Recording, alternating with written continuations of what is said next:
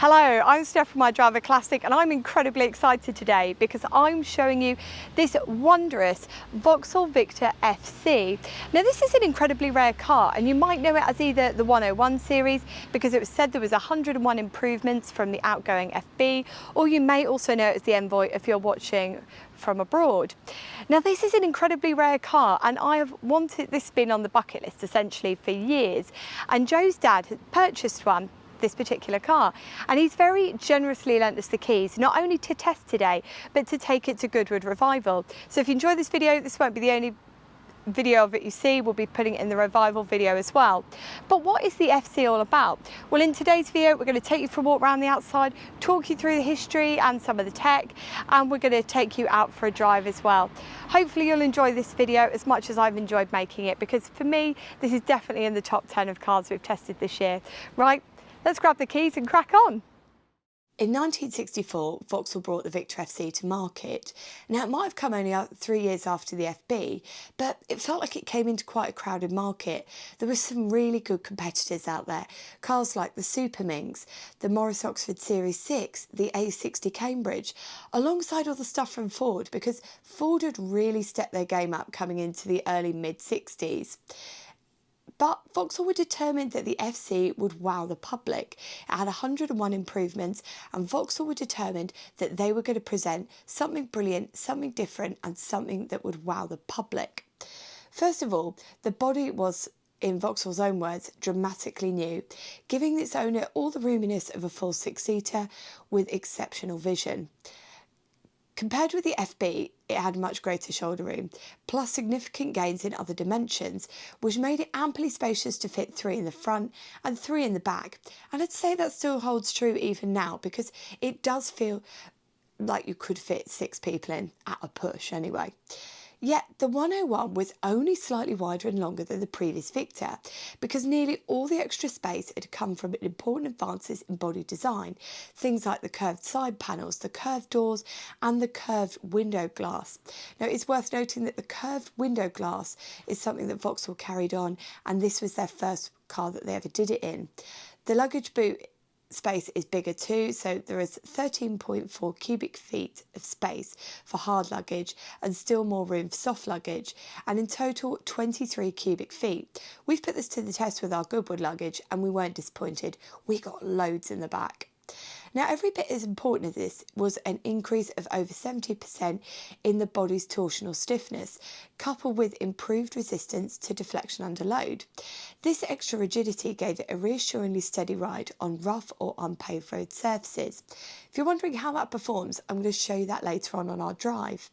However, room inside wasn't where they stopped, because Vauxhall really went to town on the 101 series.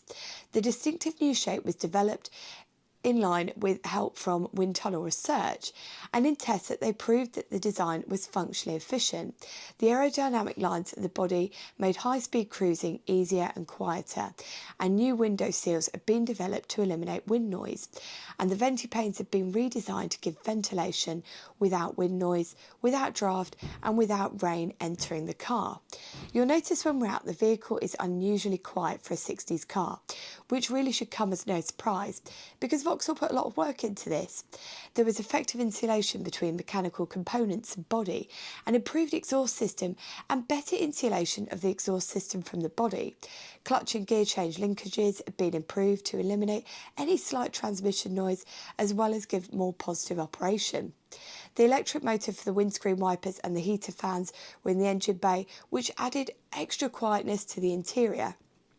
And if you went for the deluxe that we're testing here today, running quietness was even more refined, because they added in extra sound deadening pads, and this and the estate cars had additional resonators in the exhaust system. There was also an advance in the heating and ventilation techniques, and what that really meant was it meant that they'd improved it so that the heater didn't just reach the people in the front, but it reached those in the back as well. And the blower for it was located in the bulkhead on the engine side, which again left the footwell clear, and it also made it slightly quieter inside. Don't ask me if that heater's any good, because I'm not putting it on today. We're in one heck of a heat wave. There were 3 different models within that 101 saloon range. They all had the same body, the same luggage space, but essentially it all came down to different trim. We're testing the Deluxe, and the Deluxe gave you so much extra. The front seats are separate and they're padded. The lower spec models just have a bench seat trimmed in vinyl. Each door has a padded armrest, and the rear door rests also have those armrests as well. You've got the ashtrays which are put into the doors. You've got that thick carpet. You've got extras like a heater defroster, windscreen washer, dual horns, sliding door with lock for the glove compartment. It also has anodised aluminium roof drip mouldings, wheel embellishers. The list goes on. You get loads on the Deluxe. However, no matter what model you went for, Vauxhall declared that no other car in their range or even in the market had protection like the Victor. Now, if you're wondering what that was, they detailed it all in the brochure, so I'm going to explain it all to you. First of all, the bare body metal was first treated against rust. It was then dipped and sprayed with 2 double priming coats, and it was finally given a 4 baked-on double coat of Vauxhall's unique Magic Mirror acrylic lacquer. It was the hardest, smoothest finish on any car anywhere, so it allegedly keeps its shine without polishing. It also had a specially thick underbody seal as standard and detachable splash guards to try and help stop that mud and damp accumulating. It had aluminium wax sealer which was sprayed inside the body seals, and the chrome for the bumpers, hubcaps and headlight bezels was applied on nickel over copper. So then you have other bits and pieces as well, and it's really pushing that, because Vauxhalls were known for rusting, that they'd done everything they could to try and stop some of the rust. The engine across all models was the 1594cc engine, and it had the high compression ratio, 9.0 to 1, and it was said to give 70 brake horsepower, although I believe Autocar reckoned it only had 66 brake horsepower, and it was said to achieve an easy 80 miles per hour in top with outstanding flexibility and minimum gear changing in traffic, and you'll see when we go out that is quite true. The over-square engine was designed for quiet operation with low piston speed and minimal bore wear as well.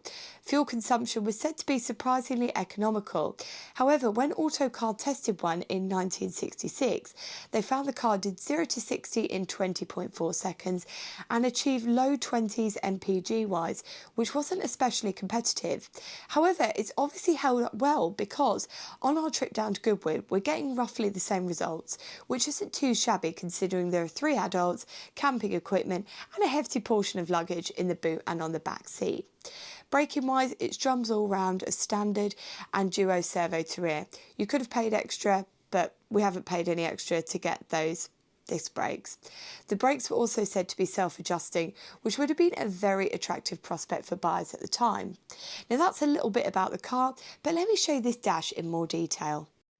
I am incredibly excited to be inside here today because number one, this is totally my era, and number two, it's such an incredibly rare car. I don't think I've ever seen a 101 series in the flesh outside of a museum setting. So to come in here today and to not only be sitting in here as a passenger on the way to the test, but also to be sitting here as the driver is such an enormous privilege that I cannot understate. I am incredibly excited to be here.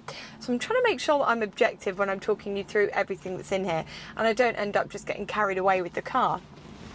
Now, if you know anything about the Vauxhall Victor, you'll know that the FB sold very well indeed, and Vauxhall did really well with it. And one of the most interesting things that Vauxhall did was they had this thing which was called the 3-year model replacement cycle. And so what they do is they bring a model in, run it for 3 years, and then they'd replace it with the next one. So the FB got replaced by the FC in '64. So this being a 66 is coming to the end of its life, because the FC ran from 64 to 67.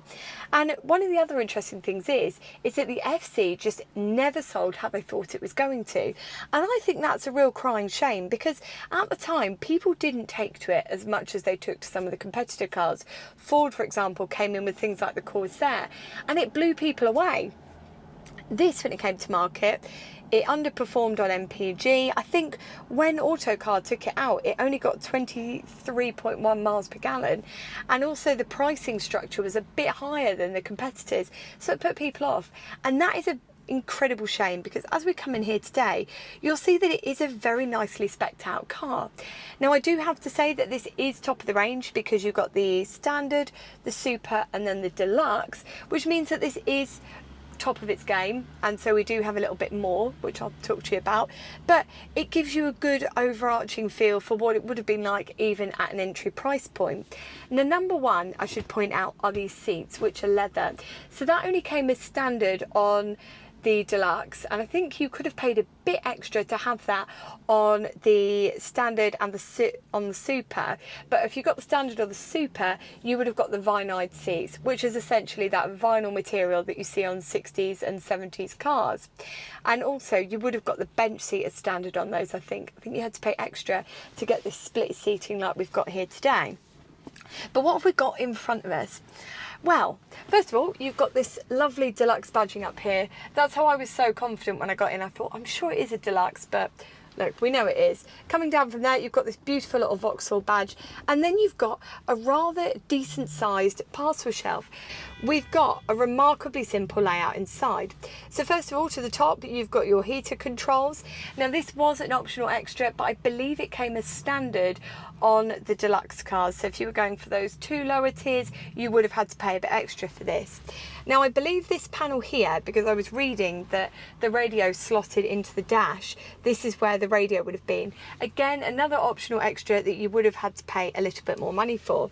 Coming down from there, you've got your cigar lighter on the left and your choke on the right, with an ashtray to the centre. Coming down from there, I love this feature. Look, so this, I thought, I couldn't work out how to open this. And then Joe said to me, what you actually need to do is slide it. So it slides, and if you want to lock it in place, so if you see, you've got like a little drawer here, you just lock that in and that locks in. But other than that, just slide it across and you can get in.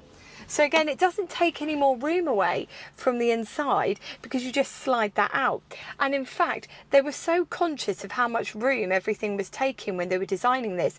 They've even designed the heater air vents to fit essentially into these side panels to make sure it doesn't take up any more room. It's all very well laid out. And as I said, they said when they brought this to market that there were 101 improvements, and it's when you start digging deep inside of here that you start seeing what they are.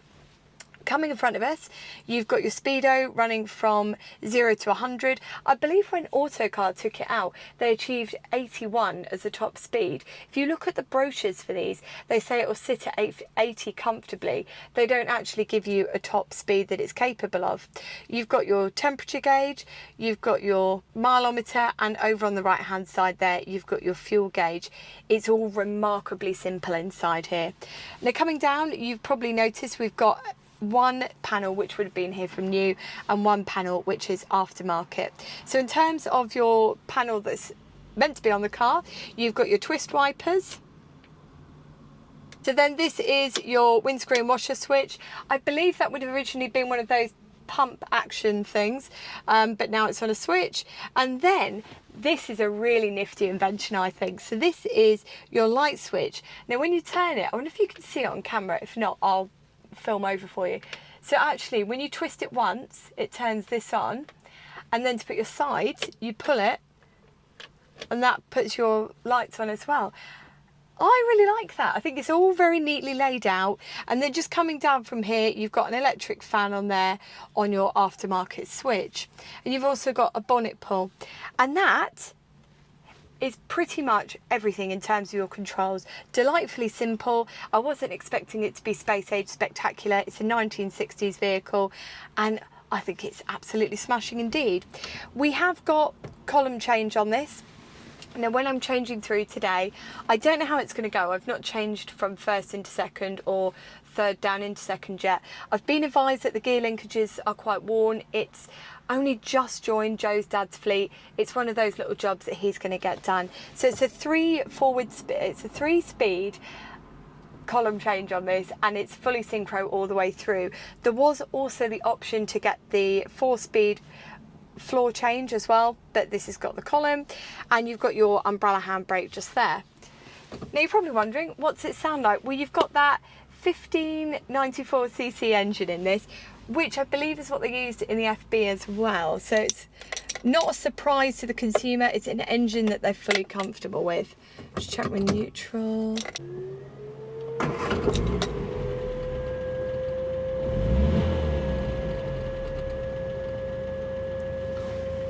It's so quiet inside. I know I was talking to you earlier about the things that Vauxhall did to make them quiet. So if I could just turn this fan off a minute. Just listen to this.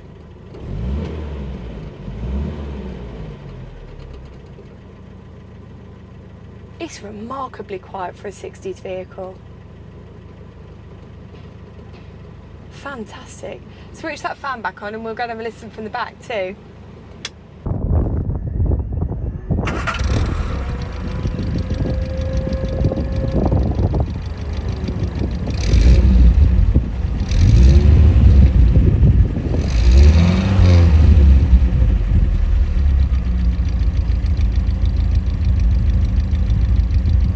Right, let's go on an adventure for the millionth time. The perils of filming in town.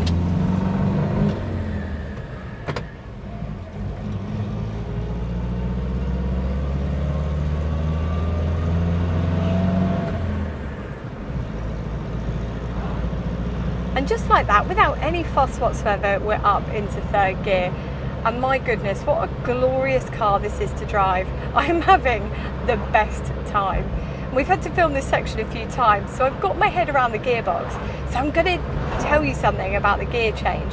We talked about that warm gear linkage, but it's really not a problem at all. So essentially, to get it into second gear, you just have to be a little bit more considered in your movements. And the way I'm doing it is I'm pushing it as far forward as I can and then gently guiding her up into second gear, and by doing that I'm managing to avoid the crunching.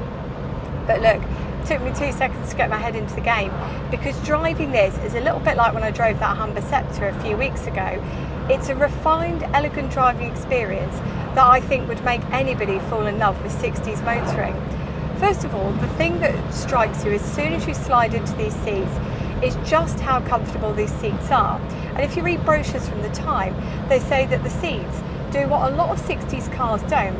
They support your lower back, which means that you don't get out feeling like you needed to see a chiropractor, and they support the back of your knees as well, which when brought together in a driving position is incredibly comfortable. And the seats are really sumptuously upholstered. So essentially, it's like sitting in an incredibly comfy armchair.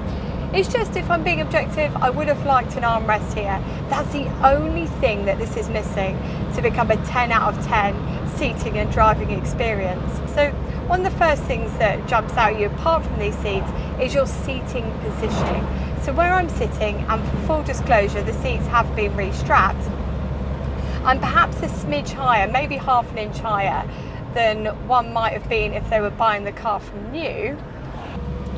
However, there is so much visibility, it's wonderful. So I can see right to the end of the bonnet, I can see both of those wing mirrors with absolute ease, and I can see all around me. And that's the other thing, is that they really sold it up in the brochure about how much room there was in the car. And sometimes you see them do this and then you get in and you think, there's not actually that much room inside, it still feels quite cluttered. But in this, even compared to a modern vehicle, you have so much room. It feels like it would be so much more than a four-seater, which is essentially what it is. It's really nice, you've got plenty of room around you. It's just those armrests which would add that last touch to make that driving experience nice. Now in terms of your steering, you're on recirculating ball on this, a little bit like that Humber was the other week. In fact, it's very reminiscent of that Humber in so many ways. It's that lovely driving experience. It's quiet inside, which is very hard to perhaps convey because we've got all the windows open today, which means that there's a bit of wind noise coming through. But overall, can you hear now while we're stationary? it is so quiet. So that umbrella handbrake is a little bit testy to get off, but that's a very small complaint indeed. But as we cruise along, it's just such a magical experience in a way that I just don't think motoring is anymore. In terms of your brakes, by the way, because I know somebody's going to ask about this, it is drums all the way round. I know I talked a little bit about that earlier on, but just a reminder that we haven't upgraded because it was an optional extra on the car. You could go for disc brakes, but no one's decided to do that on this. In fact, there's not really any optional extras on this whatsoever. So you get quite a true driving experience with no frills attached. In terms of your parts supply, I don't know what it's like. People often ask this after watching the videos. It's not something I've massively looked into. In terms of your club support, all the Vauxhalls seem to have quite thriving communities of supportive, friendly people. So I think if you were to take something like this on, it's quite a nice car to take on. Now, the final thing that I'm going to tell you about isn't related to the driving experience. It's related to the history of this car. Because if you might have noticed, there's a sticker up here that says South Australia, and you might have been wondering, what on earth is all that about? And also, how on earth is that car so rot-free so far into its lifespan? Because even though we talked about that rust proofing that they did, one of the biggest killers of these cars was that they rotted out very, very quickly.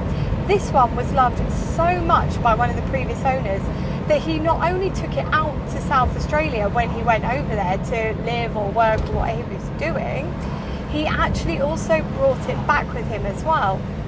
And I think that's been the big saving grace in this car's life. And of course the fact that it's been garaged its whole life. Now, we talked when we were walking around about all the things that Vauxhall did in terms of rigidity and all the rest of it to make sure that the car was smooth as you went over unpaved or rough surfaces. And I do feel like they've done a very good job of that, because as we come round and we go over all the potholes, and the roads at the moment are just so poor and they need so much work, that I've been in a few cars across these roads, stuff with much stiffer suspension, etc., and you've really felt all that poor road condition coming through the vehicle. In this, not so. It's actually taking it in its stride. She's doing really, really well. Now I'm going to have to head back because we've got to pack up for Goodwood. We still haven't put everything in the boot, although you probably have noticed that we've packed some of the bits in there already, like the tent and the water and the oil, all the essentials. So that's it from me today. If you want to see a bit more of this car, we will be having the Goodwood Revival video coming up, where she will be doing her part, so you'll be able to see if she gets to Goodwood or not. I hope that she does. But until then, and we go on our next adventure, take care and drive safely.